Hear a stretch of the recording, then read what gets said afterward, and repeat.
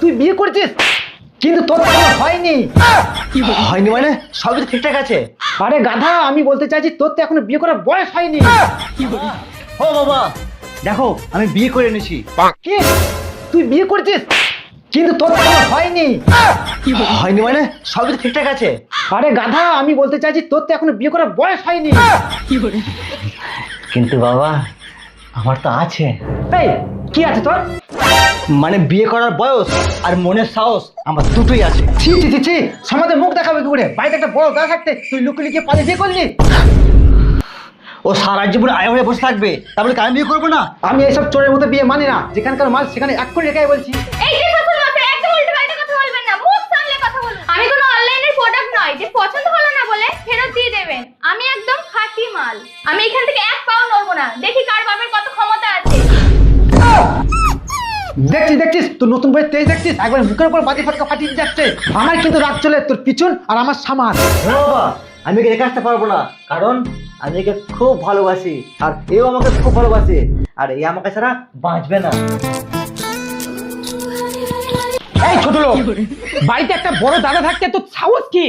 তুই বিয়ে করে নিয়ে চলে এলি, আমি পাড়ার লোকের কাছে এখন মুখ দেখাবো কি করে? বিয়ে করবো না কি করবো? তোর তো নেই।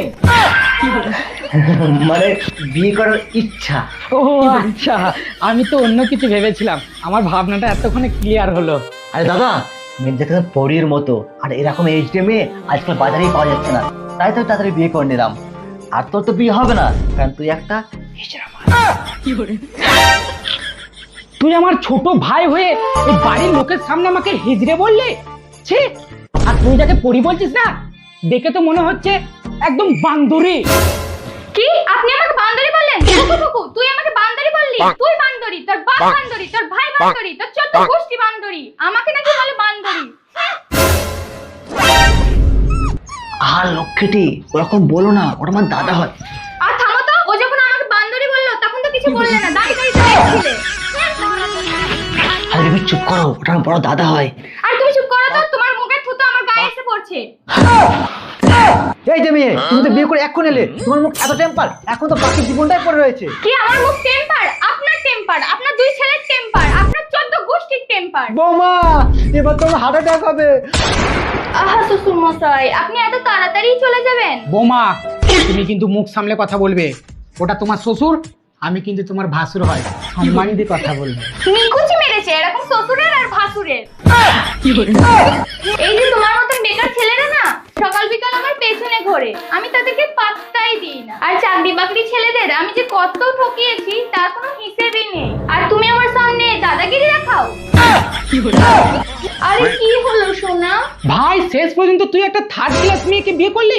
তোর জায়গায় যদি আমি থাকতাম না, এই থার্ড ক্লাস মেয়েকে বিয়েই করতাম না।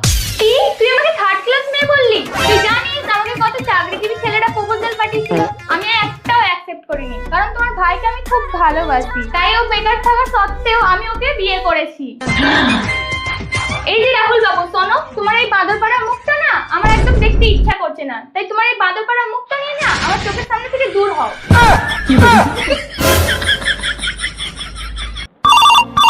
उठाइए ना। হ্যালো, আপনার চাকরি লেগে গেছে, কাল থেকে চলে আসবেন জয়েনে। সত্যি বলছেন? और अभी तो रुको, বাবা, सभी ও বাবা, আমি চাকরি পেয়ে গেছি। छोटा सा मेरा जहां है। বাবা, তুই সত্যি বলছিস? তুই চাকরিটা পেয়ে গেছিস? হ্যাঁ বাবা, সত্যি বলছি। সরকারি চাকরি, প্রত্যেক মাসে 50,000 টাকা স্যালারি। যাক, আমার বড় ছেলে একটা চাকরি পেয়ে আমার মুখটা উজ্জ্বল করেছে। इसकी माँ का भोला चेहरा।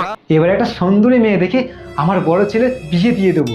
তারপর আমার যা ধন সম্পদ আছে সব ওই বড় বৌমার নামে লিখে দেবো।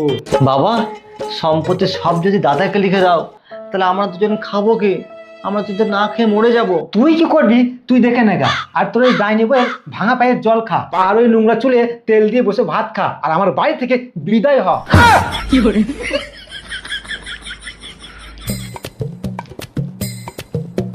চলো। যা যা। ধনকে দেখলু চলে যা। না মনকে চিনলু না যা। সোনাকে চিনলু বাবা রাহুল, তুই হলি এই বংশের একমাত্র প্রদীপ আর আসলে বেটা। আর ওই ছোটটা আসলে আস্ত গোয়াল ঘরের একটা পাঁচ। তুমি ঠিক বলেছো বাবা।